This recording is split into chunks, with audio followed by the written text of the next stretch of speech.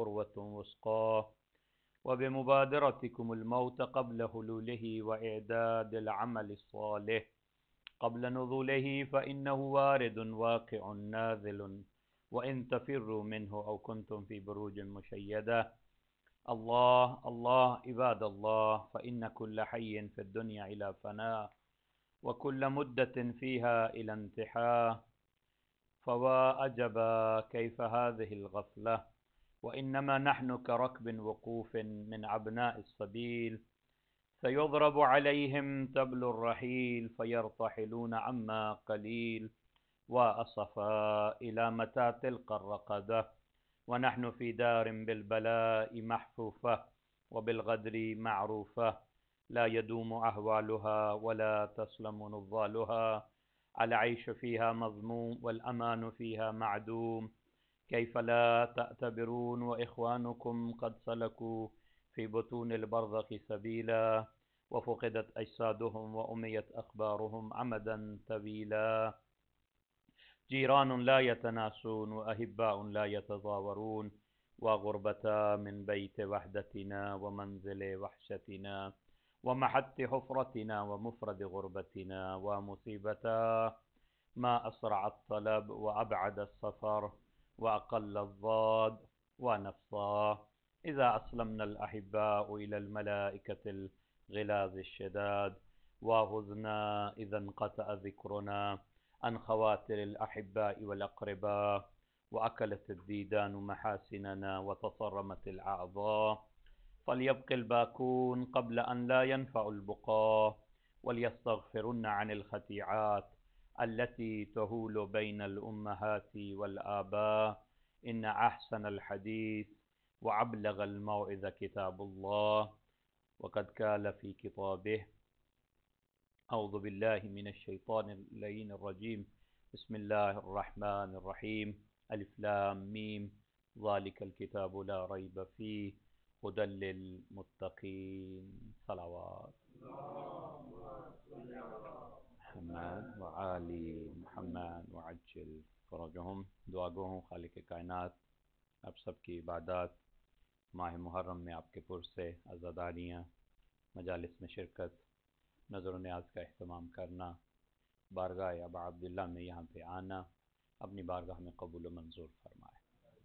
ہم سب کو صحیح معنی میں معرفت سید الشہداء اور معرفت کربلا نصیب فرمائے. ایک عظیم نعمت ہے عزاداری سید الشہداء جو آپ کے حصے میں آئی ہے، جو کسی اور قوم کے پاس ایسی نعمت نہیں ہے کہ 2 مہینے 10 دن آپ مل کے بیٹھ کے ایک فرش عزا پہ آ کے بیٹھتے ہیں، تعلیمات محمد وآل محمد سنتے ہیں، اور پھر اپنی زندگیوں میں عمل کرتے ہیں ان تعلیمات پہ جو محمد وآل محمد نے اس بشریت اور انسانیت کی کمال کے لیے، ترقی کے لیے جو ہم تک پہنچائی ہیں تعلیمات. واقعہ کربلا اپنے اندر ایسا معجزہ رکھتا ہے، ایسا اعجاز رکھتا ہے کہ جو ہر دور میں زندہ ہے. ہر دور میں جب بھی اس کا تذکرہ کیا جاتا ہے تو ایسے ہی لگتا ہے جیسے آج یہ واقعہ ہوا.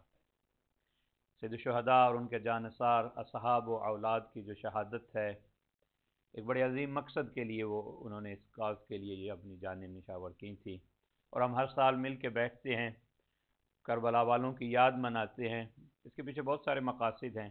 پہلے تو اپنا خراج عقیدت پیش کیا جائے، حق مودت ادا کیا جائے، محبت اہل بیت کہ ہم ان کے چاہنے والے ہیں، اس لیے جب بھی جو کسی کا چاہنے والا ہوتا ہے جب وہ غمگین ہوتا ہے تو چاہنے والا بھی غمگین ہوتا ہے.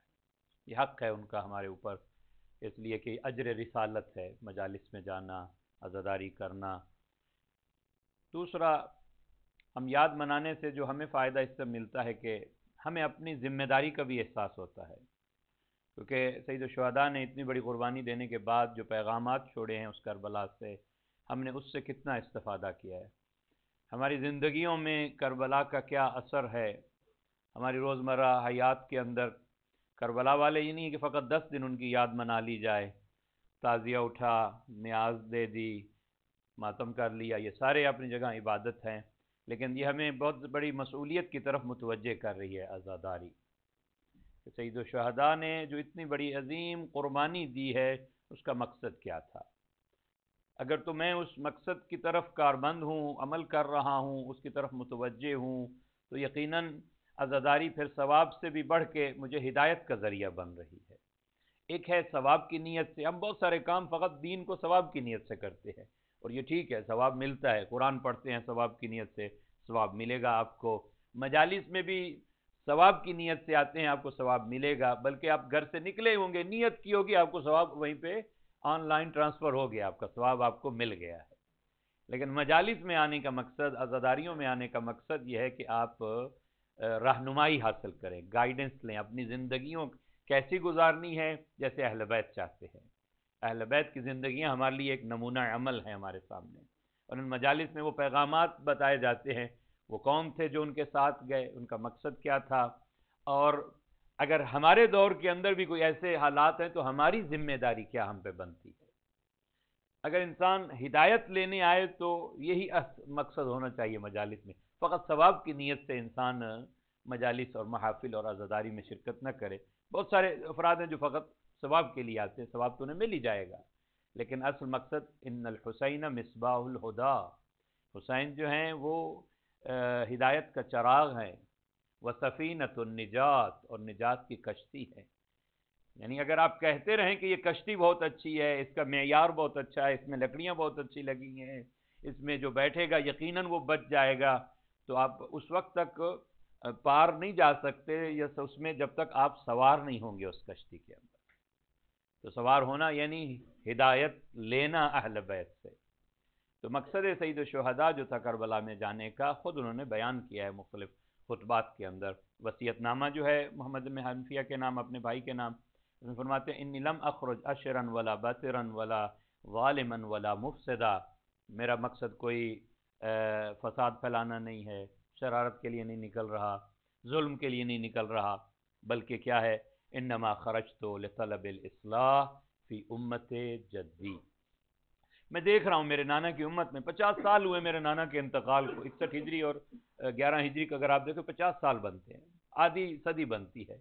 50 سال کے اندر وہ لوگ اتنا بدل گئے کہ یزید جیسے شخص کو انہوں نے تخت پہ بٹھا دیا۔ شراب جس کا اسلام منع کر رہا ہے، وہ اب شراب عام چھپ کے نہیں پی جا رہی بلکہ تخت پہ پی جا رہی، یعنی ایسا شخص جو فاسق اور فاجر ہے، امام کی زبانی امام فرماتے ہیں کہ یہ یزید جو ہے وہ فاسق انسان ہے، فاجر انسان ہے، اور میجارٹی اس وقت جو تھی وہ سب اس کو ایکسیپٹ کر لی۔ میں نے ایک اور انداز میں بھی اس کو پیش کیا تھا کہ آج یہ انقلاب حسین دیکھیے، یہ حسینیت کی کامیابی کو کہتے ہیں، کامیابی کیا ہے حسینیت میں، اس سے بڑھ کے کیا کامیابی ہو سکتی ہے؟ جو 98% اس وقت کے لوگ اسے شرعی خلیفہ مان چکے تھے، آج اس کے برعکس ہے، 98% اس پہ لعنت بھیج رہے ہیں۔ یہ قربانی ہے حسین علیہ السلام کی، اور جو 2% ہیں ماننے والے بھی، وہ بھی ظاہراً نہیں کہہ سکتے ہم یزیدی ہیں، اندر سے ہوتے ہوئے بھی، دوسرے لفظوں میں کہتا ہوں وہ تقیہ کرتے ہیں۔ صلوات پڑھیے گا محمد وآل محمد، صلی علی محمد۔ اور ایک اور انداز سے بھی، یعنی کس طرح، میں نے شاید پہلے یہاں عرض کیا یا نہیں، کہ اگر آپ دیکھیے اہل سنت برادران کے اندر جو خلافت کے معیار انہوں نے مقرر کیے ہیں کہ یہ اگر ہو تو خلیفہ ہو سکتا ہے، وہ بھی خلفاء بننے کے بعد، کیونکہ ان کے ہم یہی نظریہ کہ نبی نے کسی کو جانشین نہیں بنایا، تو کہا کہ اگر اجماع ہو جائے کسی پہ، کچھ لوگ جو ہیں اکٹھے ہو کے کسی کو بنا دیں، جیسا کہ پہلی صورت میں کیا گیا، پھر کہا کہ اگر خود خلیفہ وصیت کر دے کسی کے لیے تو وہ بھی خلیفہ بن جاتا ہے، دوسرے کے لیے کیا۔ تیسرے معیار میں کہا کہ نہیں، 5-6 آدمی کے اہل حل اور عقد کے جو بڑے سمجھدار لوگ ہیں، بڑے لوگ ہیں 5-6، وہ بیٹھ کے ایک میٹنگ کر کے کسی کو بنا دیں تو وہ بھی شرعی خلیفہ ہوتا ہے، یا اکثریت لوگ ان کے پاس آ جائے، یا بعد میں کہے یا طاقت سے کوئی خلافت چھین لے وہ بھی خلیفہ ہوتا ہے۔ تو یہ مختلف معیار ہیں خلافت کے کہ یہ چیزیں اگر ہوں تو وہ خلیفہ برحق ہوتا ہے ان کے ہاں۔ تو میں کہا کرتا ہوں اگر یہی معیار دیکھنے ہیں تو یزید میں تو یہ سارے معیار پائے جا رہے تھے۔ اگر تم کسی کو ایک معیار پہ خلیفہ مان رہے ہو تو پھر تو یزید کو خلیفہ ماننا چاہیے تمہیں۔ اس کے پاس اجماع بھی موجود تھا، جو اس زمانے کے بڑے لوگ تھے سارے اس کو مان چکے تھے۔ اسی طرح وصیت تھی اس کے باپ کی کہ بھئی میرے بعد یہ بنے گا، اس کو نامزد کر کے جا رہا تھا اس کا باپ، اور طاقت بھی اس کے پاس موجود تھی۔ ان سارے معیاروں کے باوجود سید الشہداء کی یہ پرخلوص قربانی ہے کہ اس کو گالی بنا دیا، اور نانا کی امت کی اصلاح کے لیے جا رہا ہوں۔ تو حسینیت کا مقصد اصلاح ہے، بگاڑ نہیں ہے، فساد نہیں ہے۔ حسینی وہ نہیں ہو سکتا جو فتنہ و فساد پھیلائے، معاشرے میں بگاڑ پیدا کرے۔ حسینی وہی ہے کہ جو ہمیشہ اصلاح کی بات کرے، امت محمدیہ کو اکٹھا چلنے کی بات کرے۔ یہ پیغام ہے کربلا والوں کا۔ اس لیے کہ اگر ہم نے 10 دن 12 دن 15 دن عزاداری کی اور اس میں سے کوئی میسج نہیں لیا، بلکہ بزرگ علماء یہی ہمیں بتایا کرتے تھے کہ اگر آپ 15 دن گئے ہیں عزاداری میں، یا 2 مہینے 10 دن آپ ایک مدرسے میں گئے ہیں، آپ ایک کالج میں گئے ہیں، ایک یونیورسٹی ایک کلاس میں گئے ہیں، اور اگر 15-20 دن کے بعد آپ نے کچھ لیا نہیں ہے وہاں سے، تو پھر گویا اس میسج نے آپ کو کوئی فائدہ نہیں دیا۔ پھر بھی ثواب ملے گا، میں نہیں کہتا ثواب سے محروم ہے، ثواب اپنی جگہ ہے، مگر ہدایت کیا لی ہے آپ نے اس عشرے سے؟ یعنی گویا یہ وہ کہنا چاہتے ہیں جو اس کو اور واضح لفظوں میں کہہ دوں، اگر کوئی 30 ذی الحج کا بے نماز 2 مہینے 10 دن عزاداری کرنے کے بعد بھی بے نماز رہ جائے تو اس نے حسین سے کیا لیا؟ کربلا والوں سے اس نے کچھ بھی نہیں لیا۔ اسی طرح اگر حقوق العباد کا کوئی خیال نہیں کرتا تھا اور 10-15 دن وہاں پہ مجالس میں گیا ہے، یعنی اس کا کردار اور کریکٹر میں کوئی چینجنگ نہیں آئی، وہ ویسا ہی ہے جیسے ذی الحج میں تھا، اور اب بھی ویسا ہی ہے، سیم اسی طرح ہے۔ تو اس نے گویا کربلا والوں سے کچھ ابھی حاصل نہیں کیا۔ دوسرا اہم ترین مقصد جس کی طرف سید الشہداء نے اشارہ کیا کہ میں چاہتا کیا ہوں، انی ارید اعمر بالمعروف، میں نیکی کا حکم دینے جا رہا ہوں، وانہا عن المنکر، میں برائی سے روکنے جا رہا ہوں۔ یہ ایک دوسرا مقصد ہے، اصلاح پہلا مقصد، دوسرا مقصد کہ میں امر بالمعروف کرنا چاہتا ہوں، نہیں عن المنکر کرنا چاہتا ہوں۔ تو یہ بہترین اور اہم مقصد ہے امت کے اندر۔ معصوم بھی فرماتے ہیں کہ اگر امر بالمعروف اور نہیں عن المنکر چھوڑ دو گے تو پھر اللہ تم میں سے جو سب سے برے ہیں وہ لوگ تم پہ مسلط کر دیں گے، اور تم دعا بھی کرو گے کہ وہ اللہ ہٹا لے، تمہاری دعا بھی قبول نہیں ہوگی۔ یہ وصیت ہے، نہج البلاغہ میں جا کے دیکھیے امیر المومنین کی جو وصیت ہے 21 رمضان کی، اس میں آخری جملہ یہی ہے کہ اگر جس معاشرے میں امر بالمعروف چھوڑ دیا جاتا ہے، خصوصاً ہمارے ان معاشروں میں تو بالکل ہر کوئی کہتا ہے کہ میں آزاد ہوں، مجھے کسی کی کوئی بات نہیں چاہیے، جیسا میرا جی چاہے گا میں ویسے کروں گا، اٹس مائی اون لائف، جیسے میں گزارنا چاہتا ہوں۔ ایسی بات نہیں ہے، عام معاشرے میں بھی، سڑکوں پہ بھی آپ اپنی مرضی کی زندگی نہیں گزارتے ہو۔ حقیقت آزادی وہ ہے جب کسی کی آزادی سے متصادم نہ ہو، وہ آزادی نہیں ہے۔ اس معاشرے میں بھی دعویٰ کیا جاتا ہے یہاں فریڈم ہے، آزادی ہے، مگر وہ فریڈم وہی مانی جاتی ہے، آپ کی ذاتی فریڈم وہی ہوگی جو کسی کی ذاتی فریڈم میں اثر انداز نہ ہو رہی ہو۔ اس کی میں مثال دیا کرتا ہوں کہ اگر کوئی کہہ دے کہ میں آزاد ہوں اور میں کسی ٹریفک سگنل پہ نہیں روکنا چاہتا، میں آزاد ہوں، یہ مجھے روک دیا جاتا ہے، میرا ٹائم ویسٹ کر رہا ہے یہاں پہ، تو لوگ کہیں گے کہ بھئی یہ جو لگائے گئے ہیں، اگر یہ پوری شہر سے ٹریفک سگنل ہٹا دیے جائیں تو ٹریفک جام ہو جائے، کوئی ہل ہی نہ سکے۔ تمہاری آزادی کو برقرار رکھنے کے لیے قید لگائی گئی ہے۔ تو آزادی اس وقت تک آزادی کہی جا سکتی ہے جب آپ کی آزادی کسی اور کی آزادی سے ٹکرا، یہ نہیں کہ آپ آزاد ہوں اور دوسروں کو انسان اذیت پہنچا رہا ہو۔ صلوات پڑھی کہ محمد و علی محمد صلی علی محمد۔ بلکہ کچھ قیدیں ایسی ہوتی ہیں جو پسندیدہ ہوتی ہیں، ہم خود اپنے آپ کو قید کر رہے ہوتے ہیں۔ کہا کہ وہ کس طرح؟ اس کی مثال بڑی آسان دی کہ اب موسم جب بدلتا ہے، سردیاں آئیں گی تو آپ بڑے بڑے جیکٹس، کوٹس، ٹوپیاں کیوں پہن لیتے ہیں؟ بھئی آزاد ہے نا آپ۔ تو کہیں گے نہیں، جب تک یہ میں اپنے آپ کو اس قید میں نہیں لاؤں گا، سخت ہے، یعنی انسان نارمل لباس پہ آسانی سے گھوم سکتا ہے، لیکن بڑے بڑے جیکٹس کیوں پہن رہا ہے؟ اس لیے کہ اپنی آزادی کو سلب کر رہا ہے وہ، اس لیے کہ وہ موسم کے تغیرات سے اپنے آپ کو محفوظ رکھے۔ جوتے کیوں پہن لیتے ہیں آپ؟ جی بغیر جوتے کے تو آسان ہے، انسان بہت آرام سے گھوم پھر سکتا ہے۔ نہیں، اس پیر کو بچانے کے لیے، اس کی آزادی کو بچانے کے لیے اس کو قید رکھا جا رہا ہے۔ اسلام بھی انسانیت کی اصل آزادی کو، فریڈم کو بچانے کے لیے اس نے قوانین دیے ہیں، اور اگر آپ دوسروں کو عمل نہیں، اس کو شوق نہیں دلائیں گے تو آپ کی آزادی بھی برقرار نہیں رہ سکتی۔ امر بالمعروف جن معاشروں میں ہوتا ہے، یعنی، اور اس کو میں نہی عن المنکر کی مثال دیا کرتا ہوں، بعض دفعہ لوگ کہتے ہیں کہ بھئی ہم ٹھیک ہے، ہمیں دوسروں سے غرض نہیں ہے. نہیں، مسئولیت ہے. اگر آپ کے خاندان ہے، اہل و اولاد والے ہیں، تو آپ کی اولاد کے بارے میں بھی پوچھا جائے گا. آپ کی ذمہ داری امر بالمعروف کرنا ہے. اس کا دائرہ ہے امر بالمعروف کا. ایک فیملی والا شخص ہے، اس کا اور دائرہ ہے. ایک بزرگ ہے خاندان کا بڑا، اس کا اور امر بالمعروف کا دائرہ. ایک مولانا ہے، اس کا اور دائرہ. ایک مجتہد ہے، اس کا اور دائرہ امر بالمعروف کا. لیکن فرض ہے، واجب ہے امر بالمعروف. فروعات کے اندر اگر آپ دیکھیں، امر بالمعروف بھی عقیدہ نہیں ہے. اچھا، بعض دفعہ لوگ سمجھتے ہیں اس پہ بلیو کر لینا ہوتا، تو پھر اصول دین میں ہوتا امر بالمعروف. فروع دین یعنی کرنا ہے آپ نے، عمل ہے. امر بالمعروف عمل کا نام ہے. صرف اس پہ بلیو نہیں کرنا کہ ہم امر بالمعروف کے ماننے والے ہیں. وہ توحید و رسالت و نبوت و ان عقائد کے اندر تو ہے کہ ہم نے ماننا ہے، مگر فروع دین کے اندر عمل کرنا ہے. تو کربلا والوں کا درس یہی ہے کہ اپنے معاشروں میں امر بالمعروف کریں، لوگوں کو نیکی کی طرف بلائیں. اس کے لیے شرائط ہیں امر بالمعروف. اگر آپ جا کے چیپٹر پڑھیں، پہلے آپ کو پتہ ہونا چاہیے کہ معروف کیا ہے، منکر کیا ہے. اگر آپ کو پتہ ہی نہیں ہے کہ اچھائی کیا ہے، برائی کیا ہے، کس کی طرف مجھے بلانا ہے لوگوں کو. بعض دفعہ الٹ بھی ہو رہا ہے، بلکہ کچھ احادیث کے اندر ہے کہ ایک زمانہ ایسا آئے گا، قیامت کی نشانیوں میں سے ہے، کہ لوگوں کو نیکی سے روکیں گے، برائی کی طرف بلائیں گے. اور یہی زمانہ ہے، یعنی ترغیب دیں گے برائی کی. اور اس سے بھی برعکس جو ابھی نظر آ رہا ہے، لوگ معروف کو منکر سمجھ کے چھوڑ رہے ہیں اور منکر کو معروف سمجھ کے کر رہے ہیں، شناخت نہ ہونے کی وجہ سے. انسان ایک ہے دین کا جاننا، ایک ہے دین کی معرفت ہونا، اس کی پہچان ہونا.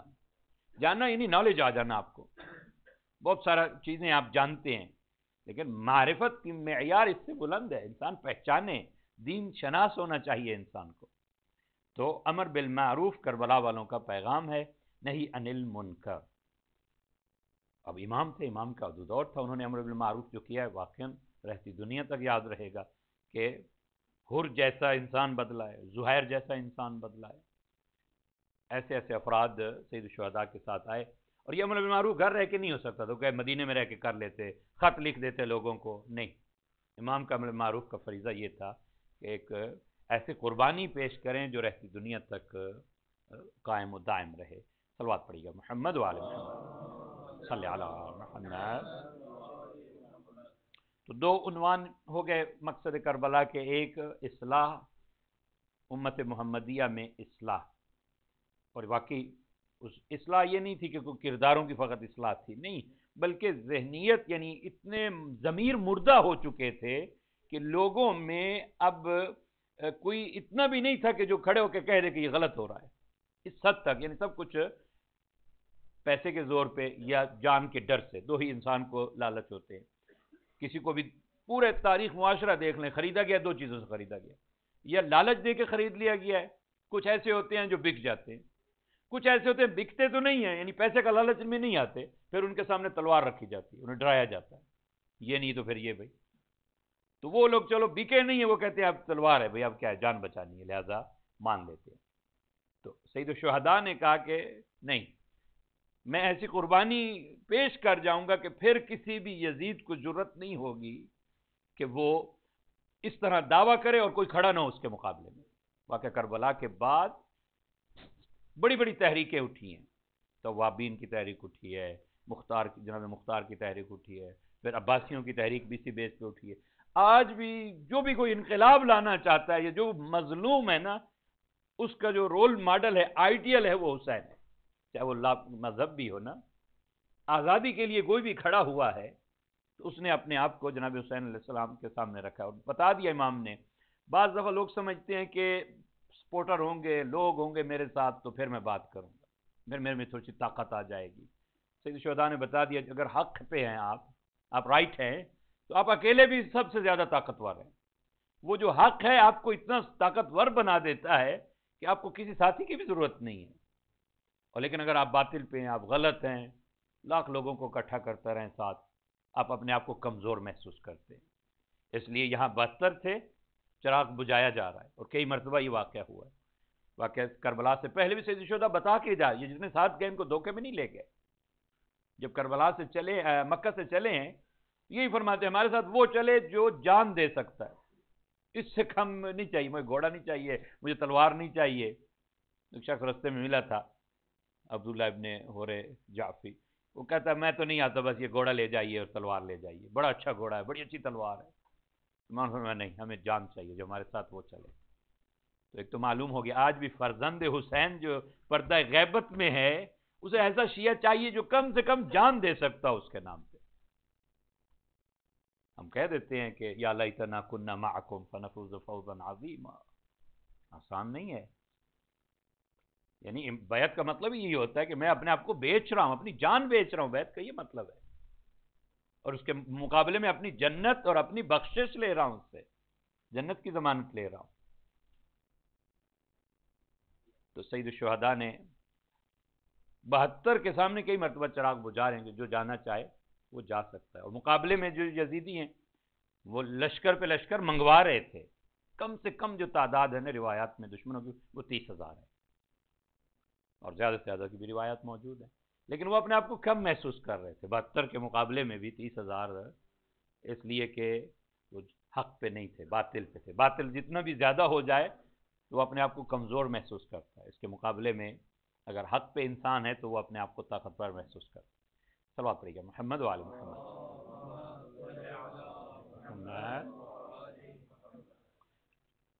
اور اس واقعہ کربلا میں بھی اگر آپ غور کریں، یعنی کتنے کردار ہیں، کریکٹرز ہیں جو ہر رہتی دنیا تک نمونہ عمل بن سکتے ہیں۔ اس میں غلام موجود ہیں، کوئی یہ نہیں کہہ سکتا کہ بھئی میں تو بڑا کمزور ہوں، میرا کو کیا کردار ہو سکتا ہے۔ عورتوں کا کردار ہے واقعہ کربلا کے اندر، بہت سارے واقعات ہیں جساں پہ یعنی خود اہل بیت کی خواتین کے علاوہ جو باقی خواتین کا کردار ہے۔ زہیر کے بدلنے میں اس کی زوجہ کا کردار ہے۔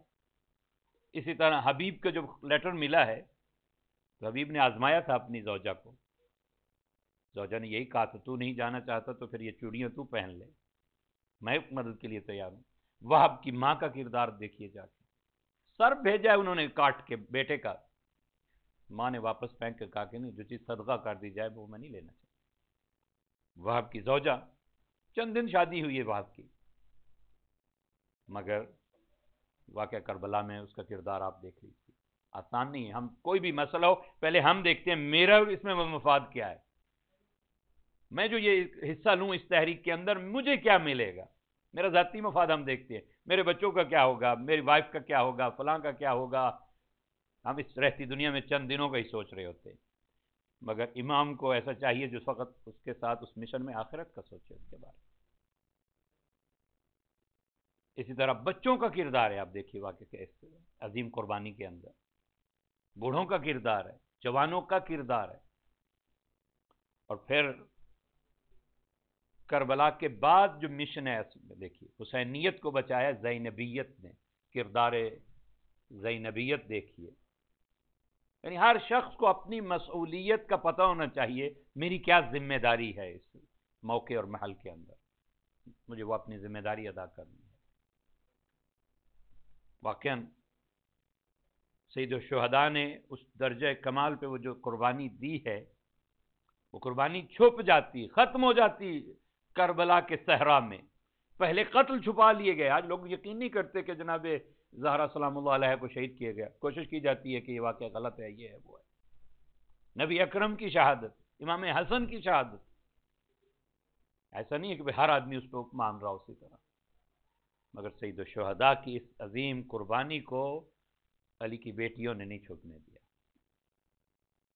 کربلا سے کوفہ، کوفہ سے شام کا یہ پورا جو سفر ہے، حسینیت کو بچایا ہے علی کی بیٹی نے، اپنے خطبات کے ذریعے سے، اپنی ان تقریروں کے ذریعے سے۔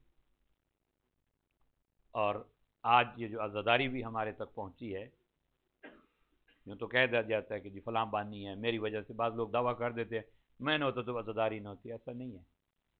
نہ کسی خطیب کی محتاج ہے یہ عزاداری، نہ سامعین کی محتاج ہے، نہ بانی کی محتاج ہے، نہ ہم سب یاد رکھیے ہم خادم اعضاء ہیں۔ اس وقت موجود ہیں بہت بڑے آیت اللہ شیخ وحید خراسانی قم کے اندر، کیا خوبصورت جملہ ان سے جب کسی نے پوچھا کہ بھئی کوئی کسی مقام پہ پہنچنا چاہتا ہے، کوئی رستہ بتائیے کیا کرے، تو انہوں نے فرمایا کوئی بھی کمال حاصل کرنا چاہتا ہے، اس دنیا میں مقام حاصل کرنا چاہتا ہے، ایک ہی راستہ ہے، خادم حسین بن جاؤ بس. جتنا اپنے آپ کو مٹا دو گے اس در پہ، اہل بیت کے در پہ، وہ بھی حسین کے لیے جو کچھ کرو گے، کیونکہ حسین کے پاس جو کچھ تھا اس نے اپنا لٹا دیا خدا کے لیے. اب جو بھی اس کے لیے جو کرے گا بس اس کے لیے سارے معنوی باب کھلتے چلے جائیں گے. ہم سب خادم اعضا، اگر یہ نیت ہو خدمت، اور میں پہلے بھی بارہا جملہ کہہ سکتا ہوں، انسان کی نیت کے مطابق اس کو اجر ملتا ہے. جو آپ کی نیت ہے آپ کو وہی اجر ملے گا. جتنے آدمی جمعے میں آئے مجلس میں آتے سب کو ایکول ثواب نہیں مل رہا ہوتا. جس کی جیسی نیت صاف اور پاک ہے اس کو وہی اجر ملتا ہے. اگر کوئی خطیب کے لیے آیا کہ کون مولانا پڑھ رہے ہیں تو اس کو وہی مولانا ہی ملے. مولانا اگر فیس کے لیے پڑھ رہے ہیں تو اس کو فیس مل گئی، اس کو ثواب کچھ بھی نہیں ملا. ختم ہوگی بات، اسی دنیا میں حساب کتاب ختم ہو گیا. کوئی نیاز کے لیے آیا کہ جی آج نیاز فلاں ہے تو چلو چلے جاتے ہیں، اس کو وہ کھانا ہی مل گیا، نیاز مل گئی، اس کو اور کچھ نہیں ملا. جو جس کی نیت تھی اور جو حسین کے لیے آیا ہے پھر اسے حسین ہی ملیں گے. یار صلوات پڑھیے گا محمد وعلی محمد.